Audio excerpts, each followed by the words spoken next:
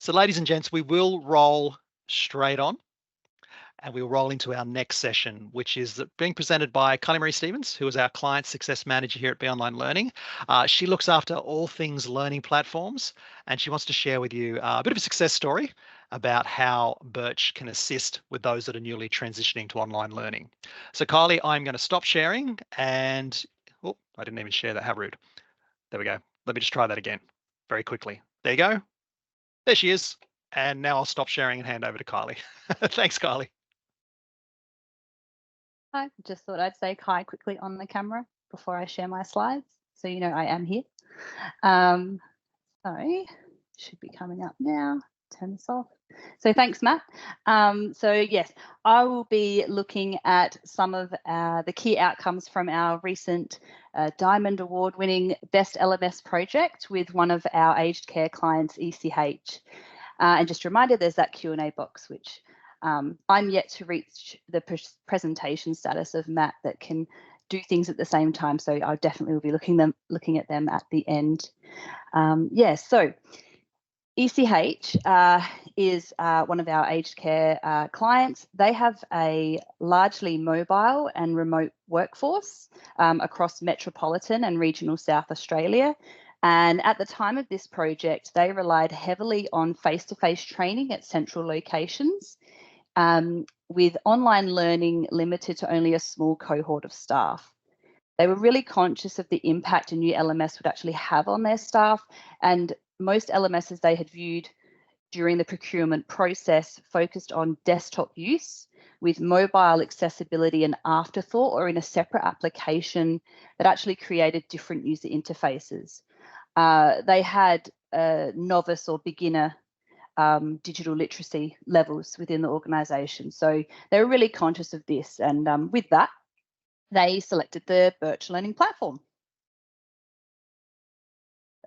Before we get into the details of the case study, I'll just reiterate some points that Don outlined at the beginning of the session with the 4 key components. So we start with learning paths, which are created as goals.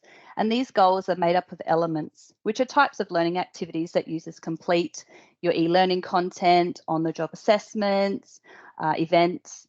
And then we have connections and tags, which these provide that flexibility in how you create and deliver goals to learning groups or work teams. And then you can develop reports based on this and how you display the featured learning. You might hear some or all of these terms throughout the presentation. ECH tasked us with establishing a user-friendly online learning system for their mobile workforce, so they could carry out their essential work as effectively as possible while being in an industry with demanding and ever-changing compliance and training needs. So if we look at it broadly, ECH wanted a system that reflected compliance and not academia, like most LMSs, the flexibility to support the industry's ever-changing requirements and high compliance needs. They wanted to specifically target employee groups easily and automatically.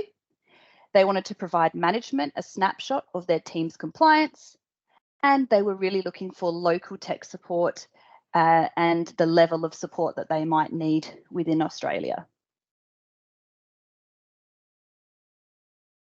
Some of the ways that we met those requirements through the Birch Learning Platform included the compliance on the learner dashboard, utilising element types and reports, strategic goal setups, the manager team view, and the initial and ongoing support. But let's start with their first requirement, a compliance, not academia-based platform, and how this looks and works on our learner dashboard. Because a majority of ECH's staff base was and is mobile, they wanted to easily communicate to their staff what training and learning to do and when to do it by. And because their staff were completing their training modules on the road and in between client visits, we need to enable and support that autonomy and awareness of those requirements for the users. A key influencer on this project was the new approach that ECH had developed for their mandatory training by capturing the training matrix they had contained in an Excel spreadsheet into 4 key goals that then leveraged on the behaviours of Birch's goal centre and compliance settings while at the same time reflecting that approach from their new strategy. The learner ended up only seeing and having access to the goals and elements that they needed to complete, and as assigned based on their connections. So, for example, job position, department location. The elements would present with due dates and expiries as well, based on the renewal cycles that they had set up. And then that also automatically managed the re-registration process prior to those staff falling into non-compliance.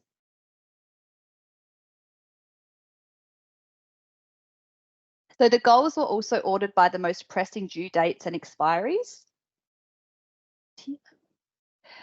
And not only was the compliance visible in the way of due dates, but also as a donut chart here on the right side of the screen, also known as the compliance pane. This provided learners with a visual representation or gamification of their overall learning compliance status, and just beneath that graph was instant access to the most urgent, or in some cases here, overdue elements. Again, that was supporting that autonomy and that direction for learners not to have to think too much more about what it is they're having to do, where to find it. It was there in front of them. And during the early days of the LMS implementation, staff would often comment that they just want to see a green donut, a little bit of an incentive for them to have their training and compliance or learning done. And I guess hearing from a user demographic that originally was really skeptical of a move to online learning and weren't used to engaging with technology much or in the capacity that they would now be expected to, hearing that just even in the early days was a great shift in the mindset to see and to be a part of. The next requirement that looks at ECH's need for a system that was flexible enough to support the industry's ever-changing requirements and high compliance. Now, this was ultimately put to the test quite early on in the project and the implementation when the ever popular COVID-19 pandemic hit. And so, of course, heightened compliance and infection control demands in the aged care sector, as well as making sure there was a timely delivery and management of up-to-date content in this topic and being able to report on it, all of that was a key focus.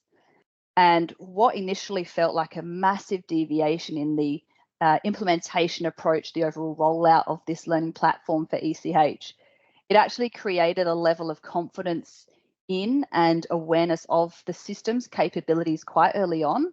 And we believe that that created a positive purpose for the transition to online learning. So let's take a closer look at how that example and some other mandatory training was handled.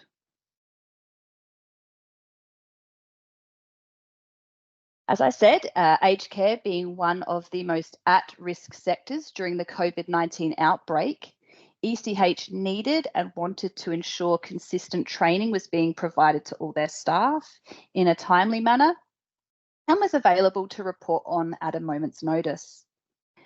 In lieu of the e-learning modules being available to upload to Birch, we used a document upload element to link staff to the site. And because staff would receive a digital certificate after each module was completed in the other system, we also used a document review element. The document review element allowed staff to upload the digital certificate from the external program and into Birch. And this created a way for both the staff, the management, and L&D to track what modules they had completed, as well as provide quick access to the certificates without needing to remember another website, a password, find where in their work phone potentially the document had been downloaded and stored. We kept hold of expiry dates and were able to renew things if the, again, needs of the industry changed. And although the process of accessing online content and uploading a document felt foreign to some, They often said that they felt good about knowing they had uploaded proof of completion to their managers there and then. They didn't need to do it later at home. They didn't need to find somewhere to store the hard copy certificate and not lose it. And also seeing the completion register in real time, that COVID goal moving off this goal center dashboard felt like, in their words, a big relief.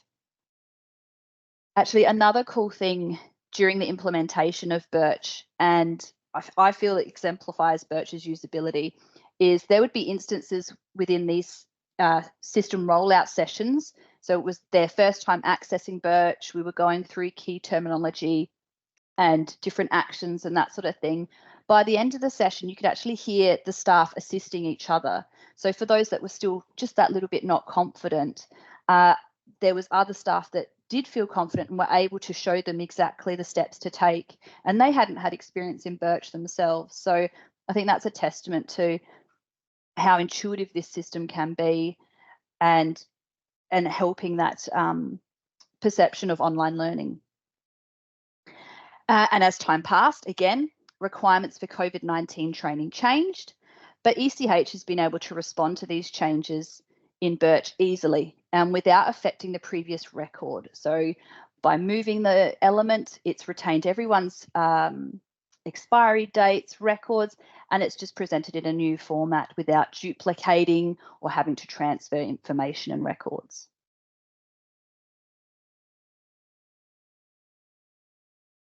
Looking at another example of utilising elements and supporting flexible processes. So to support a process in ECH that had a set order to ensure adequate competency was met, the goal had been set up with registration rules. So that's when a learner has passed the first and preceding elements, it would automatically register them into the next one. So once they did step 1, and they passed, so it was a rule that explicitly said they must pass, then it would put them into step 2, then into step 3 and 4, and so on. This method also allowed for real-time tracking and reporting the progress within the overall process of the, in this case, the medication training. But I guess a second part on top of this transformation of the medication process was that of the induction process and using on-the-job assessment, the on-the-job assessment element rather. And this element was seen as an opportunity to reduce paper-based record keeping. And the onboarding process for their home service team members occurred over several weeks, and it would involve several different people, including the learner, to be a part of that. And so before the project and before the implementation of Birch, they had a paper checklist that was kept to record competency. Each person involved would sign off. And then once it was completely signed off, they would be sent through to L&D to then log into a spreadsheet or a system, depending on what the criteria related to. Now, with this paper-based system, there could have been upwards of 15 people going through this at one time. And so it was clunky. It was a heavily manual administrative task. It took time. So what we did is we worked to move the checklist criteria into a form. This is a little back end of a form in Birch. And by making it into a form and then assigning this to an on-the-job assessment element, what was able to happen was the relevant people could access this assessment at any time and complete the tasks or grade the tasks as related to what they were observing. It also allowed them to put comments in, upload evidence if that was required, be it video or pictorial, and eventually, as it was completed at the end of 10 weeks, mark it as complete.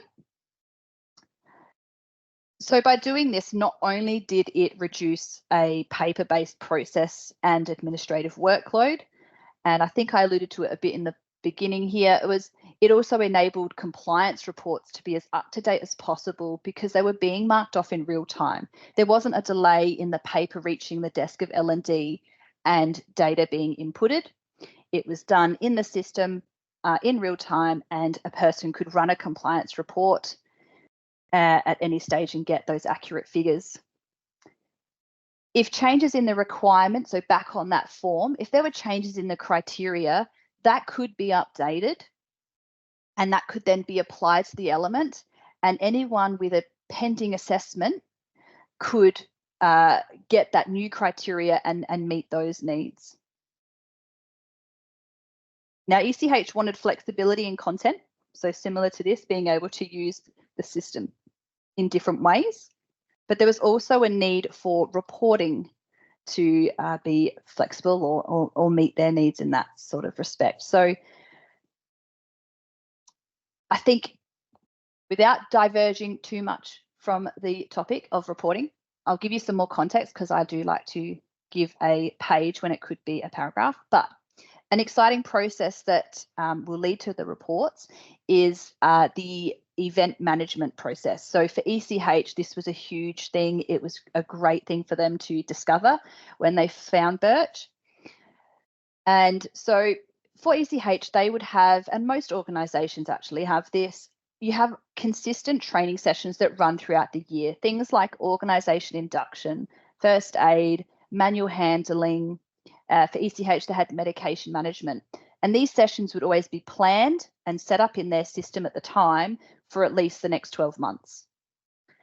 The limitation for ECH before Birch came for managers having easy oversight of when and where those sessions would take place, what the capacity was, and for L&D, they had really trouble managing a wait list, which then limited their ability to forecast and book additional sessions proactively rather than reactively.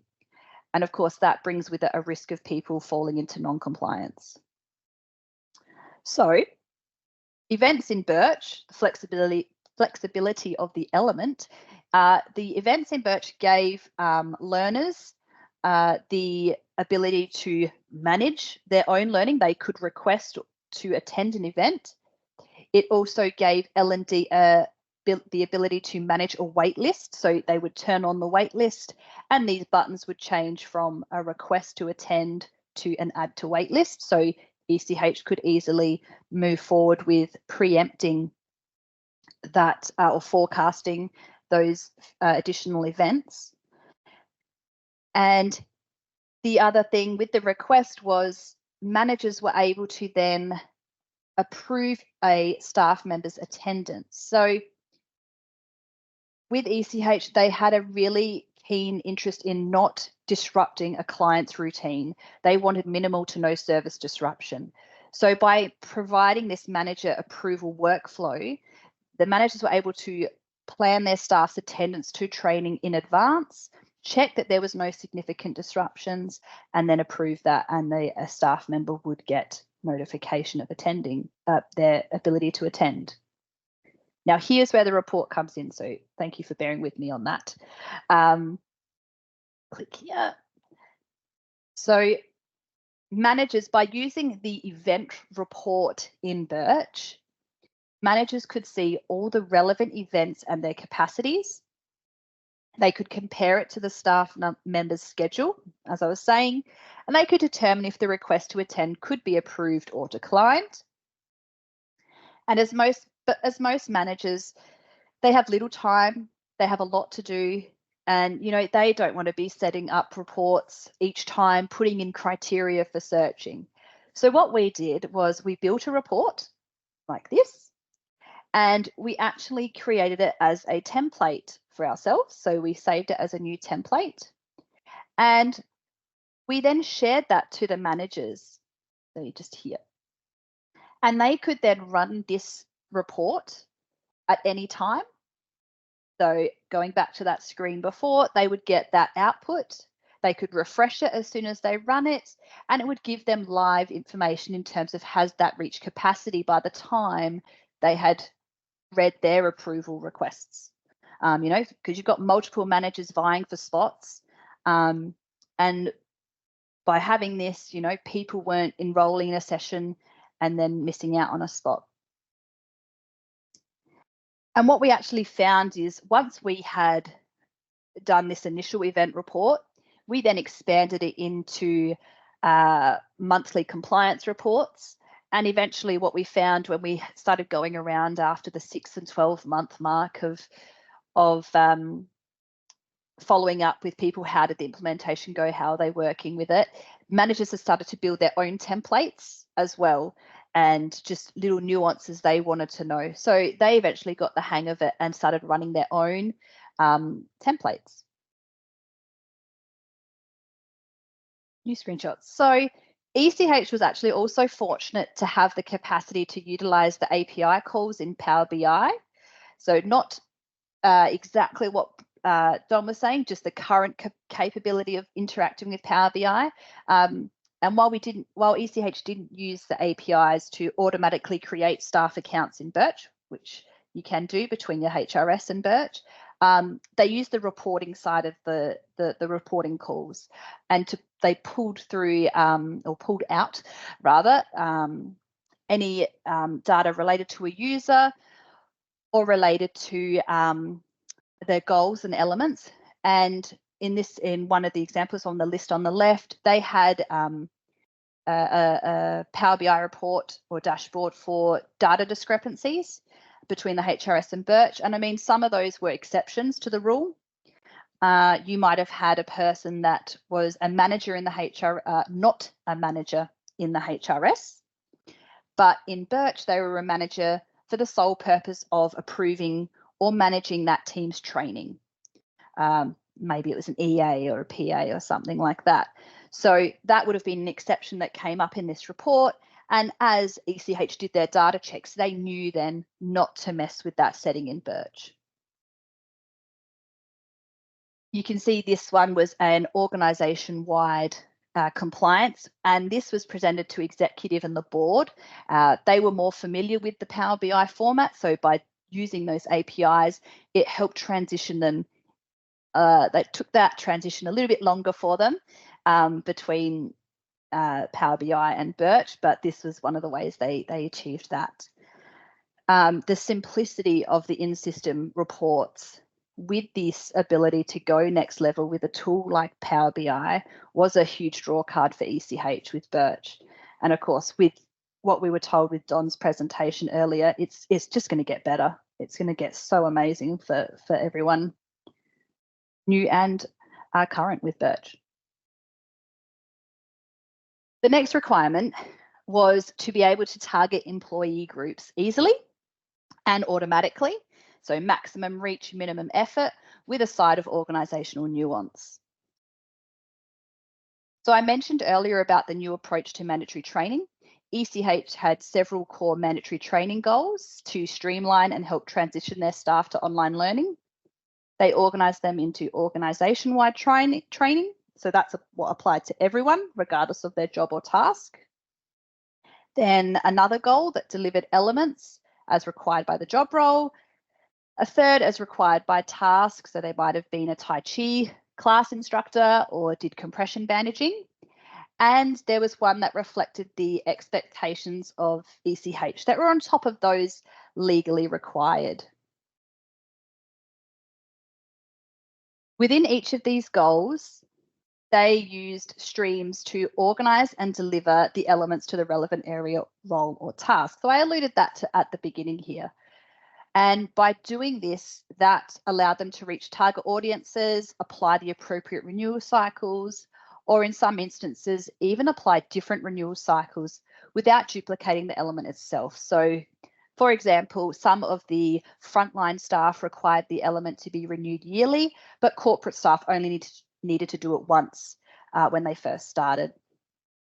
So if we just venture into one of these goals, the mandatory role-based training goal, we can see, we go into the streams tab, you can see a list of the start of the list of all their roles. There are many, many roles if we were in the actual goal.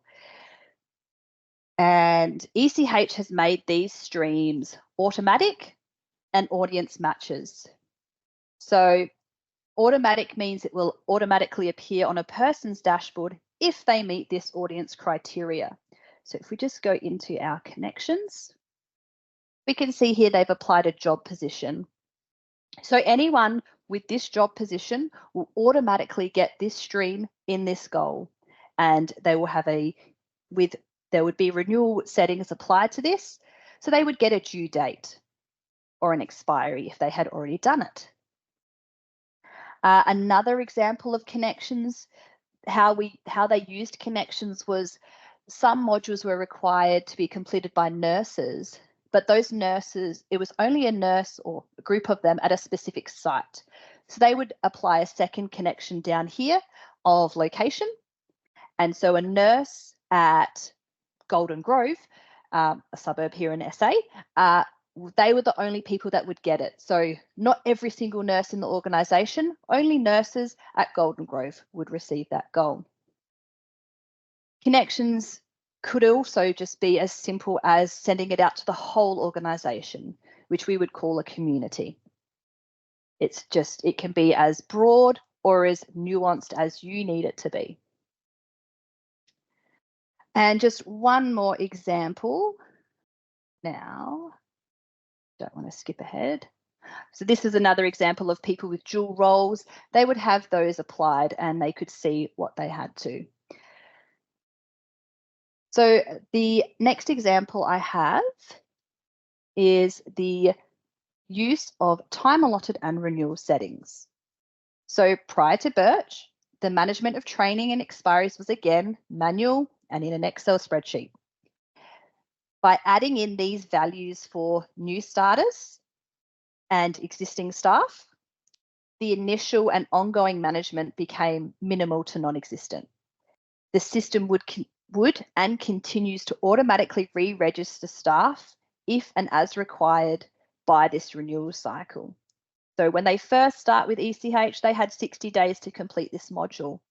After that point, they then fall into a renewal cycle, and at these periods of time, they would be re-registered and their expiry would be reflective of that value there. Further to this was ECH extending on the configurable messages in Birch. So they had all of these renewal settings set up, but by looking at the configurable messages, they made the call to have an automatic reminder sent out at 90, 60, 30, 7, and even 1 day out from a module being due. So they gave staff plenty of warning prior to, and then they replicated that in the after. So 90, 60, 30, 7, and 1 day after when that person was overdue. Again, previously, this form of communication or form of notification was a monthly manual task completed by L&D admin. It would have to be collated, then it was emailed and sent to managers as well. So you can imagine that was quite a laborious task each month. And as is the case when it's static data, that is, it's exported out, it's in a flat Excel spreadsheet, it would be out of date potentially within a matter of hours or days, depending on when that information was consumed. And in the matter of compliance, you want that then and there, and you need it before, not after. So with all the goals, streams, connections, timeframes, everything aligned to their strategy and reflective of their organisation's terminology, the admin, executive and managers, they could now view a Power BI dashboard or generate a report at any time to show the current state of compliance and even drill down into specific details. They had that automated notification process ahead of time. And then also they could action from within Birch anyone who was non-compliant after or before the fact. And this was sending them an additional reminder to that of the automated messages. So these are your people that were very overdue. Hopefully not many.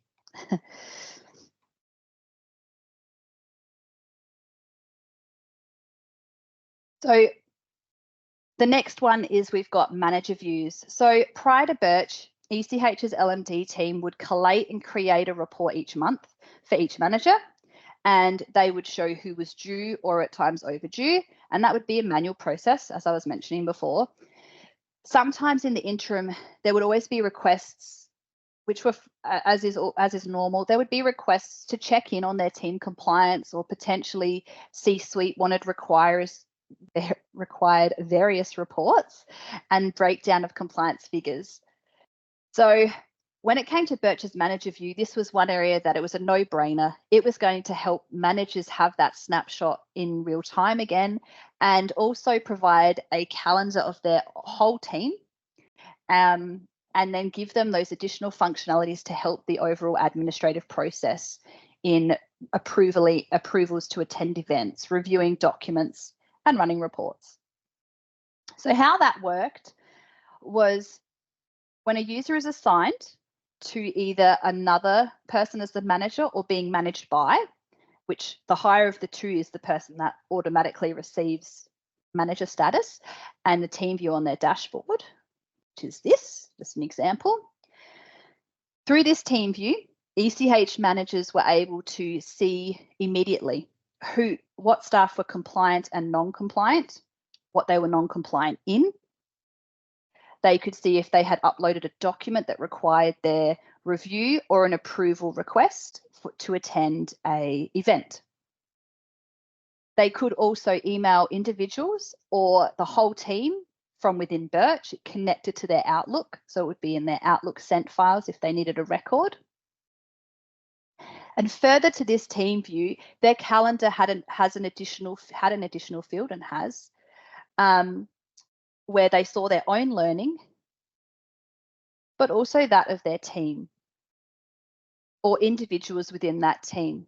And this was a strong feature for the home service leads there, because they would be able to see over the course of the coming days and weeks what staff were attending a face-to-face event. As often because these events were available for the next 12 months, they would be booked in many months prior. So it was kind of a good refresher. They could just refine it to event days and see who in their team is going to an event. And if it was a bit of a curly one, they would always have this context menu here once they clicked on the event to give some details, depending on where it was being hosted or how.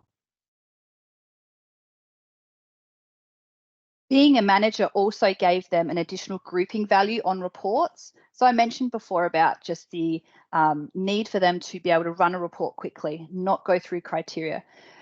If for whatever reason if they wanted to create a fresh report, they at least were able to make it quite simple by grouping it for their team. It gave them an automatic overall completion status for their team, but then they could also drill down into the specifics of team members and action as anything if necessary. So actioning non-compliance or any completions if they wanted to congratulate them. Right. So the final piece of the puzzle, and hopefully there might be people that share these experiences or have experienced something similar. So after experiencing other digital technology rollouts, ECH was keen to learn from those experiences.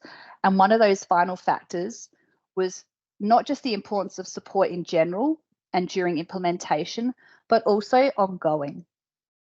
And it's not, and like I said, not just that standard issue support, but potential long-term relationship building, being able to work alongside and throughout the evolution of ECH learning and development and the evolution of the Birch Learning Platform, and seeing how they can work together to meet each other's needs.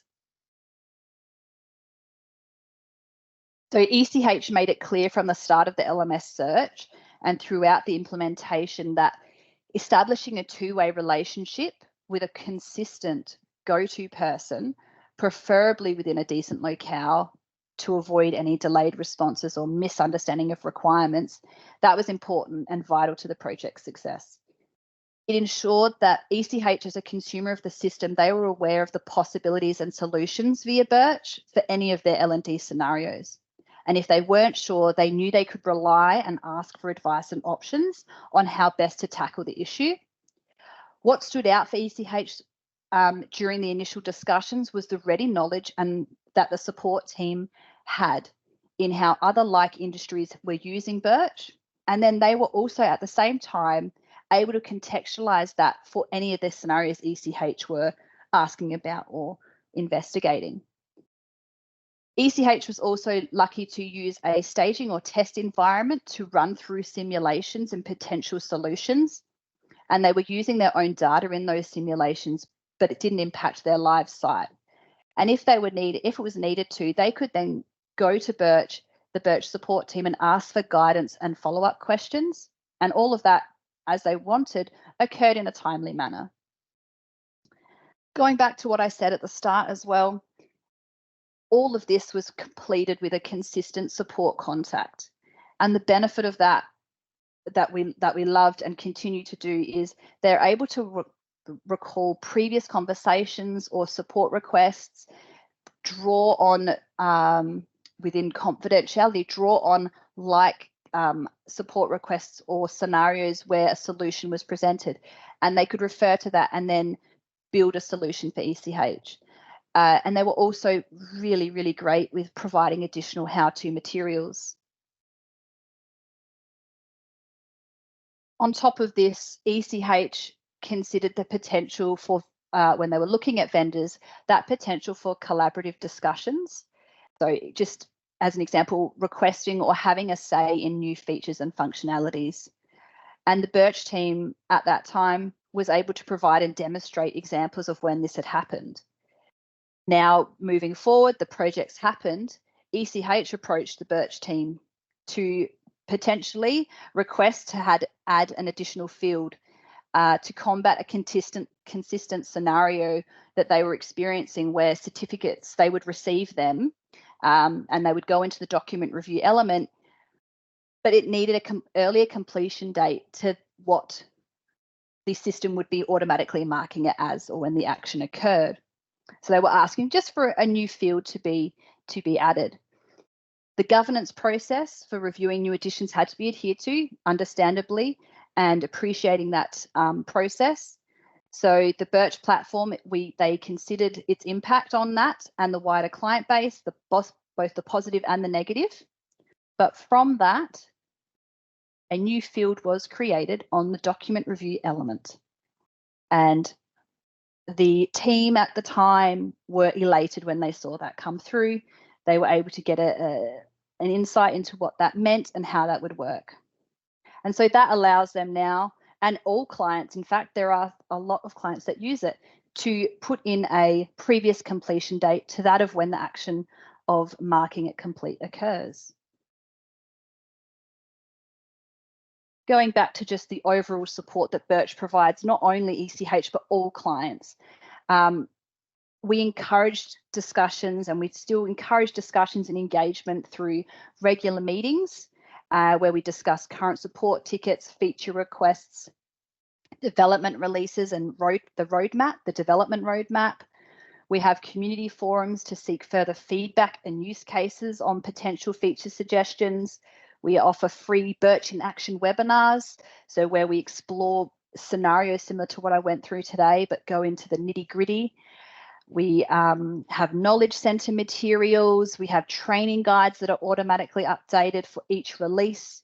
And then they're also always readily available in the service desk and on the platform for people to access. So in short, after all of that, can be a paragraph summary.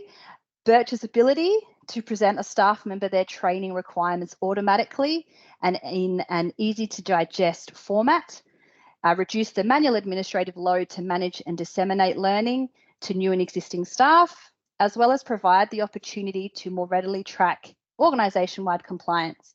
And in only 6 months of implementation, the compliance had actually risen from 86 to 92%. And since its implementation, ECH continued to develop materials and create goals that relate to manager development, organisational and industry initiatives, and just general professional development. They've really taken it to the next level now. So I appreciate you bearing with me for that time. And I think I'll hand it back to Matt to manage anything else. So thank you all again.